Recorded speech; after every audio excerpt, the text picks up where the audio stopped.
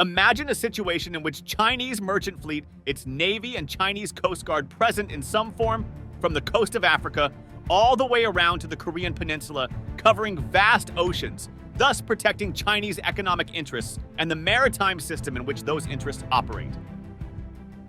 Likewise, imagine India, South Korea, and Japan all adding submarines and other warships to patrol this Afro-Indo-Pacific region.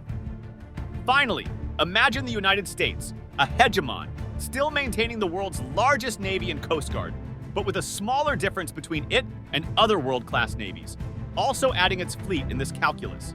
This is the situation we are heading towards, particularly in the Southeast Asia. If we add an aggressive posture in this picture by any of these states, the situation becomes fully rife for a full-blown conflict. In the wake of such a scenario, the concept of collective security can obviously give a sigh of relief in any tense environment.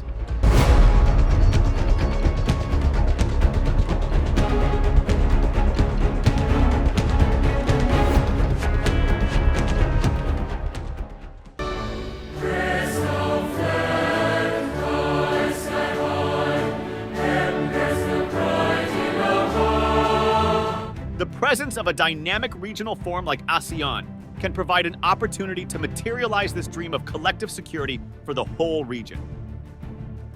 Let us explore this idea of collective security under the umbrella of ASEAN, and also explore the idea in the context of success model of NATO for European collective security regime. The Association of Southeast Asian Nations, ASEAN, comprises of 10 member states with diverse backgrounds and with a population of 662 million. From its origin in 1967 to its present economic prominence with a collective GDP of more than $3.2 trillion, ASEAN has proved itself as a successful model of regional cooperation. ASEAN has grown into a substantial economic and political force, significantly influencing regional geopolitics. The organization's economic significance, underscored by initiatives like the ASEAN Economic Community and its diplomatic achievements, provide a foundation for brainstorming the idea of a security or defense pact among its member states. As the region faces new challenges and opportunities, addressing diverse security priorities, historical complexities, and external pressures will be crucial for the path forward for this organization. Bound by democratic values to make us strong, and by our sacred oath, that an attack against it is a sacred oath. Attack against one is attack against all, because each member of NATO knows that the strength of our people and the power of our unity cannot be denied. Sir Winston Churchill believed that the World War I in Europe was caused in large part by the divided state of Europe. He discussed the concept of a collective security alliance in the 1930s, when he published an article, "The United States of Europe, particularly in the wake of Germany's growing militarization and expansionist ambitions." In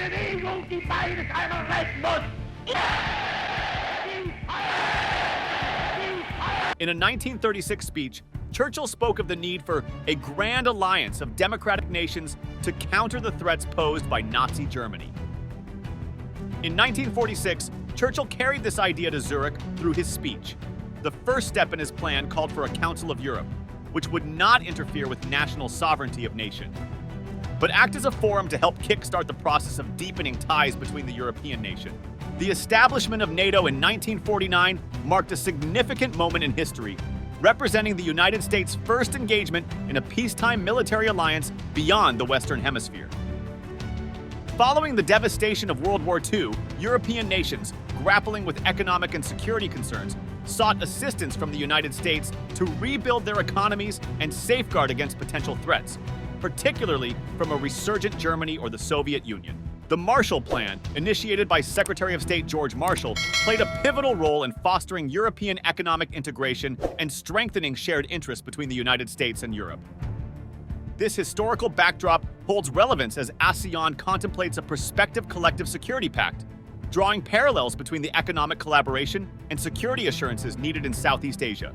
In the face of evolving geopolitical landscapes, NATO's response to Russia's aggression, particularly in Ukraine, underscores the alliance's renewed sense of purpose.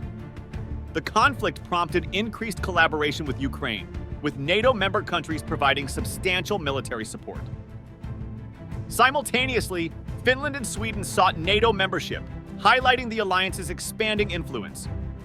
For ASEAN, observing NATO's response to current challenges provides valuable insights into navigating regional complexities and maintaining a commitment to collective defense in the face of external threats. Today, our alliance remains a bulwark of global security and stability, as it's been for more than 7 decades. NATO is stronger, more energized, and yes, more united than ever in its history. Indeed, more vital to our shared future. It didn't happen by accident. In the period between 1948 and 1955, responding to escalating security concerns, Western European nations signed the Brussels Treaty in 1948, setting the stage for a collective defense approach. Concurrently, the Truman administration, with support from the Republican Congress, explored the idea of a European-American alliance. The resulting North Atlantic Treaty in 1949 included the United States, Canada, Belgium, Denmark, France, Iceland, Italy, Luxembourg, the Netherlands, Norway, Portugal, and the United Kingdom. The outbreak of the Korean War accelerated NATO's integration, leading to the admission of Greece and Turkey in 1952 and West Germany in 1955. These historical negotiations and expansions provide insights for ASEAN as it considers a collective security pact, reflecting on the importance of clear terms and addressing constitutional concerns. NATO's enduring legacy is rooted in its collective defense arrangement, emphasizing that an attack against one member is considered an attack against all, positioning Western Europe under the American nuclear umbrella. The doctrine of massive retaliation emerged, signifying a commitment to respond with large-scale nuclear attacks in the event of aggression. Beyond the Cold War, NATO has persisted, expanding its membership to include former Soviet states. This enduring alliance, built on principles of collective security and deterrence, stands as the world's largest peacetime military coalition, illustrating its significance in shaping global geopolitics. ASEAN, contemplating a collective security pact, can draw lessons from NATO's legacy in fostering unity and deterrence against external threats. The developments of the North Atlantic Pact may have been reflected in the recent changes in the Soviet High Command.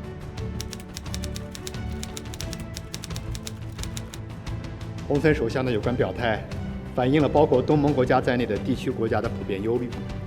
美英澳三边安全伙伴关系及其核潜艇合作，制造核扩散风险，冲击国际核不扩散体系，损害南太无核区条约，破坏东盟国家建立东南亚无核武器区的努力。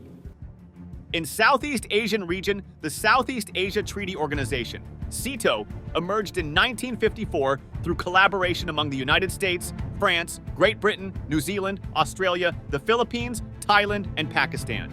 Despite its title, SEATO primarily included nations outside Southeast Asia, with only the Philippines and Thailand as regional members. Established during the Cold War to counteract the spread of communism, SEATO faced varied responses from Southeast Asian nations, with the Philippines and Thailand joining due to concerns over domestic communist threats. However, linguistic and cultural differences among member states, coupled with SEATO's limited collective action capabilities, contributed to its dissolution in 1977.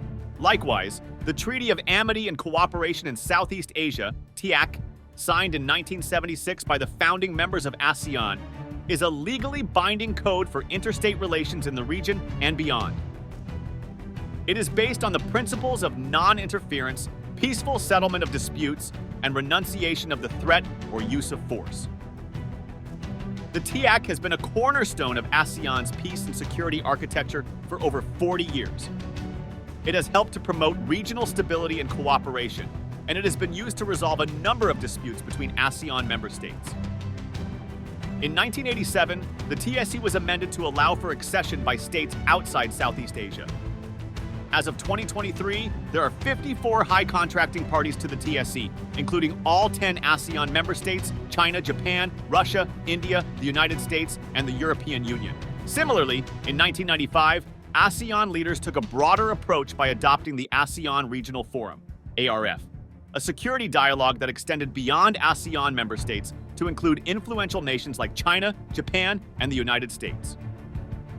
While the ARF successfully facilitated regional dialogue and cooperation, it encountered difficulties in developing a cohesive security policy due to diverse interests among participating nations. A more recent effort was the adoption of the ASEAN Security Community, ASC Blueprint, in 2010, outlining a vision for a secure and prosperous Southeast Asia. The ASC Blueprint envisioned the development of a shared security identity, strengthened defense capabilities, and enhanced regional cooperation on security matters. However, progress toward implementing the blueprint has been slow, reflecting the complexities of aligning diverse national interests of nations. The conditions that under which the Mutual Defense Treaty was written, the original one, are completely different from the conditions that we're facing now. China, of course, has become very dominant in the region. The United States has become less so. But then the other players, i.e., like ASEAN member states, all the Asian states have also changed their position in the world. Admiral Michael Mullen stated in 2006, "The old maritime strategy focused on sea control. The new one must recognize that the economic tide of all the nations rises not when the seas are controlled by one nation, but rather made safe and free for all." Southeast Asian nations are actively enhancing defense partnerships amid ongoing military modernization plans, navigating a delicate balance in the increasingly polarized regional landscape dominated by the strategic rivalry between China and the United States. The political mood in many countries has shifted against free trade, and in particular, the recent trade tensions between the United States and China are worrying concerns. ASEAN countries will have to react to these major external trends. As a critical theater in the growing competition between these major powers, Southeast Asia, comprising the 10 ASEAN member states, soon to be 11 with Timor-Leste's admission, is reluctant to align decisively with either side. Despite close economic ties with Beijing, nations like Indonesia, Malaysia, the Philippines, Singapore, Thailand, and Vietnam are concurrently cultivating stronger defense relations with the US and its allies. This regional military modernization, totaling $60.9 billion from 2013 to 2022, is often viewed as a means of balancing against China. Yet no country has fundamentally reshaped its armed forces to deter a war with China. The Southeast Asian states, often seeking a middle ground between the US and China, will likely voice concerns about geopolitical competition, aiming for dialogue and collaboration on shared challenges such as economic integration, climate change, and the energy transition. ASEAN is set to hold its first ever joint military exercise in the South China Sea. It comes amid rising geopolitical tensions and uncertainty. In the context of discussing obstacles and roadblocks in the creation of a security or defense pact for ASEAN, the recent joint military drills, named the ASEAN Solidarity Exercise, ASEX 23, marks a significant but cautious step towards military cooperation within the regional grouping. The exercise, focused on humanitarian relief efforts, took place against the backdrop of escalating tensions in the South China Sea. Despite the positive development, challenges lie in the diverse military capabilities and political orientations of ASEAN member states. The geopolitical climate, characterized by the rivalry between the United States and China, further complicates efforts to form a unified security pact. The exercises were framed by Indonesia as a demonstration of ASEAN centrality, highlighting concerns about being forced to choose sides amid great power competition. Additionally, the evolving nature of alliances, such as AUKUS and the Quad, poses challenges to ASEAN's relevance and unity. The region's vulnerability to natural disasters and climate change underscores the importance of cooperation. But geopolitical dynamics present hurdles in establishing a cohesive security framework. The varying levels of participation in the drills and differences in military strategies among member states also raise questions about the potential operational effectiveness of an ASEAN-wide security pact. Despite these obstacles, the joint exercises serve as a foundation for future collaboration, emphasizing the need for a gradual and pragmatic approach in navigating security challenges within the ASEAN region.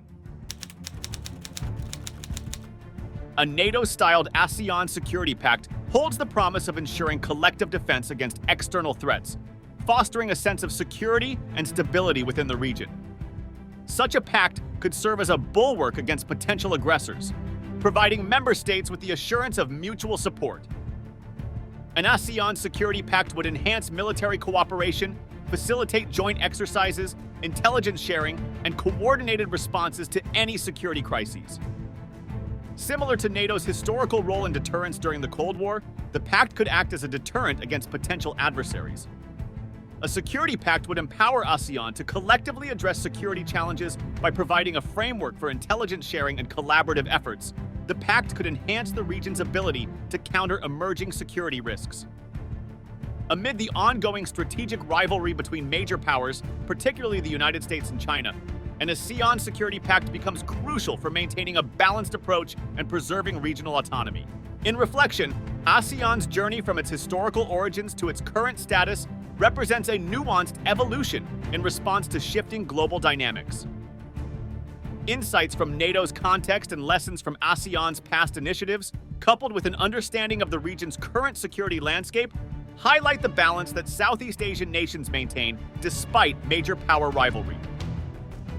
While obstacles persist, the potential benefits of a NATO-styled ASEAN Security Pact, encompassing collective defense, enhanced military cooperation, addressing modern security challenges, and preserving regional autonomy, offers a compelling vision to foster a resilient security architecture in the wake of upcoming challenges.